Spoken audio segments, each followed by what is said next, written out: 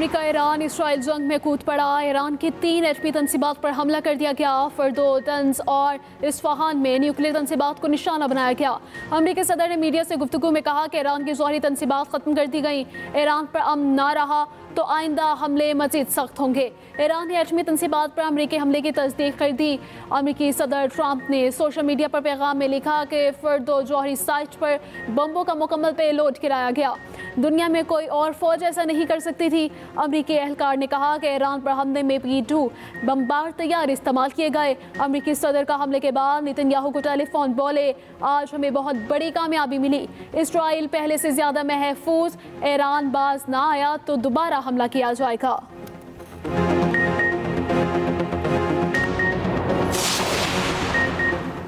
Iran का Israel पर मिसाइलों से नया हमला। तल अवीव और हैफा समेत मुतादिद इसराइली इलाकों में इमारतों को निशाना बनाया गया। अरब मीडिया के मुताबिक ईरान ने इसराइल पर ताज़ा हमले में 20 से 40 बैलिस्टिक मिसाइलों से हमला किया। इसराइल के 400 से ज़ायद शहरों, कस्बों और इलाकों में जंगी सायरन बजाए गए। ईरानी मिसाइल तल अवीव और हैफा समेत शिमाली साहिली इलाके कर्मल में गिरने के इतलात। और उधर ईरान पर अमेरिकी हमले के बाद IAEA का बयान भी सामने आ गया। IAEA का कहना है कि ईरान पर अमेरिकी हमलों के बाद ऑफसाइड ताबकारी की सतह में इजाफा नहीं हुआ।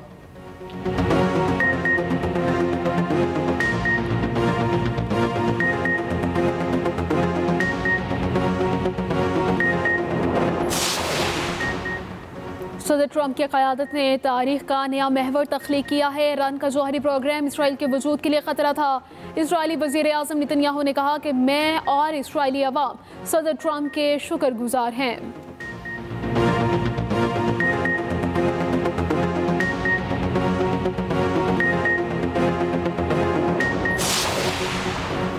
कांग्रेस की इजाज़त के बगैर हमलों पर अमेरिकी सेनेटर्स ट्रंप पर बरस पड़े। सेनेटर अलेक्जेंडर रुकोर्ट्स ने कहा, सदर ट्रंप के खिलाफ मवाख़ज़े का वाज़ेह केस बनता है। सेनेटर बर्नी सैंडर्स बोले, सदर ट्रंप ने अमेरिकी आइन पामाल किया है। कांग्रेस की इजाज़त के बगैर हमले का इख्तियार नहीं था। शॉन कास्टन ने कहा, सदर को ऐसे मुल्क पर हमले का इख्तियार नहीं जो फौरी तौर पर ख़तरा ना हो।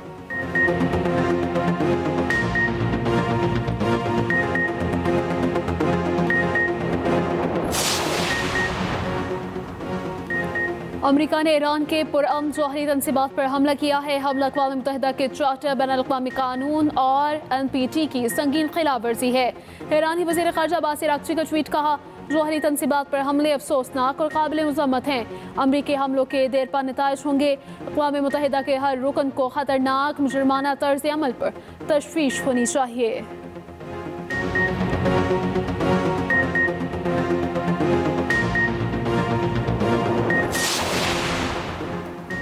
अमरीकी हमले से ईरान को कोई बड़ा धचका नहीं लगा। निशाना बनाए गए मकामात पर कोई ताबकार मवाद नहीं। ईरानी सरकारी मीडिया का कहना है कि तीनों जोहरी मकामात में कोई ऐसा मवाद नहीं जो ताबकारी का बाइस बने। हमास की जानिब से ईरान पर अमरीकी हमलों की शदीद मसम्मत कहा, यह वहशियाना जारियत कशीदगी में ख़तरनाक इजाफा है। उधर अमरीकी हमले पर ईरान भरपूर जवाब देने के लिए तैयार। ईरानी मीडिया का कहना है कि खत्ते में हर एक अमरीकी शहरी या फौजी हमारा हदफ है। ईरानी सुप्रीम लीडर की टेलीग्राफ पोस्ट दोबारा शेयर कर दी गई। पोस्ट में सुप्रीम लीडर ने कहा, अमरीका को पहुँचने वाला नुकसान ईरान से कहीं ज्यादा होगा। यमन के हौसी ओहदेदार का कहना है कि जौहरी तंसीबात पर हमला जंग का आगाज है।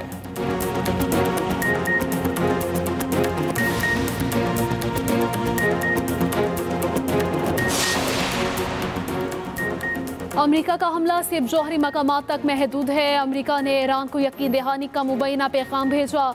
सेहूनी मीडिया के मुताबिक अमेरिकी पैगाम में कहा गया कि व्हाइट हाउस हुकूमत की तब्दीली का ख्वाह नहीं है।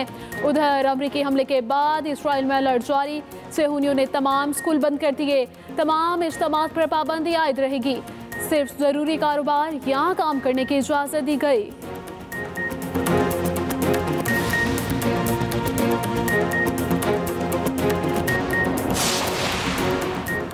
और ईरान अपनी जौहरी सरगर्मियां नहीं रोकेगा, ना ही सिविलियन जौहरी प्रोग्राम आगे बढ़ाने के हक से दस्तबरदार होगा। ईरानी सदर ने फ्रांसीसी सदर को वाज़ेह बता दिया। कहा, एटमी प्रोग्राम जंग से छीना नहीं जा सकता। ईरान अपनी जौहरी सरगर्मियों पर एतमाद के लिए गारंटी देने के लिए तैयार है। उनकी तरफ से इसराइली हमलों का जवाब मज़ीद तबाहकुन होगा।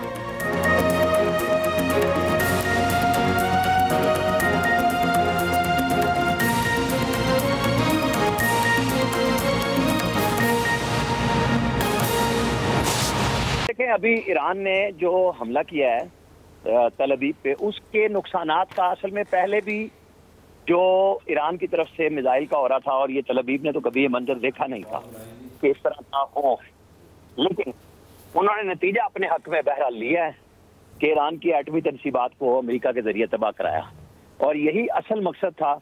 रिजीम चेंज कहना था और वो उसके पीछे लगे रहेंगे।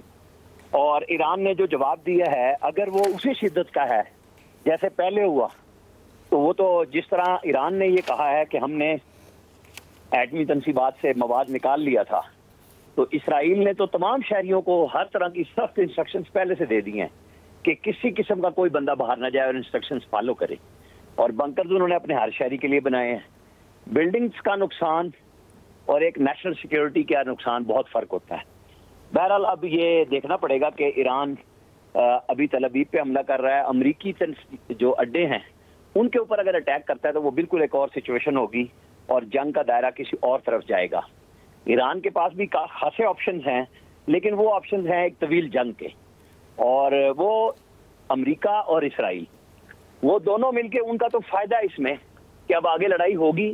मैं ये नहीं कह रहा कि ईरान को जवाब नहीं देना, लेकिन मसला ये होगा कि अगर वो अमरीकी अड्डों पे हमला करता है, और वो मशरक़ मुस्ता के ममालिक हैं जहाँ पे ये सऊदी अरब है, इराक है, कतर है, इस UAE है, इनमें अड्डे मौजूद हैं, तो उन ममालिक का क्या रद्द-ए-अमल होगा जो इस जंग में इस वक्त तक ईरान के साथ खड़े थे। बहरहाल अभी आने वाले घंटों में जब क्लियर रिपोर्ट आएगी, और आज शाम में जब खुद अमेरिका के सेक्रेटरी ऑफ डिफेंस और उनके जनरल प्रेस कॉन्फ्रेंस करेंगे, तो वो वीडियोस के साथ दिखाएंगे कि उन्होंने क्या नुकसान पहुंचाया है अब तक और क्या सिचुएशन है। एक दावा अमेरिका का है, एक ईरान का है कि हमें ज़्यादा नुकसान नहीं पहुंचा, लेकिन एक जंग बराह रास्त खुल चुकी हुई है अमेरिका और ईरान के, जब चूँकि वो इसराइल की जंग में साथ शामिल हो चुका हुआ है। एक ख़तरनाक सिचुएशन है पूरे खित्ते के लिए कि अगर वो समुद्री रास्ते को ब्लॉक करता है तो तब अमेरिका का क्या रद्द-ए-अमल होगा, लेकिन पाकिस्तान के ऊपर उसके बहुत ज़्यादा मुज़र असरात होंगे। ऑयल की रसद में जैसे कमी आएगी तो कीमतों का एक इजाफा हो जाएगा और हौलनाक पाकिस्तान की मईशत की तबाही होगी। पाकिस्तान ने अपने पड़ोसी मुल्क, बरादराना मजहबी मुल्क के साथ ताल्लुकात को हर सूरत में मुकद्दम रखा।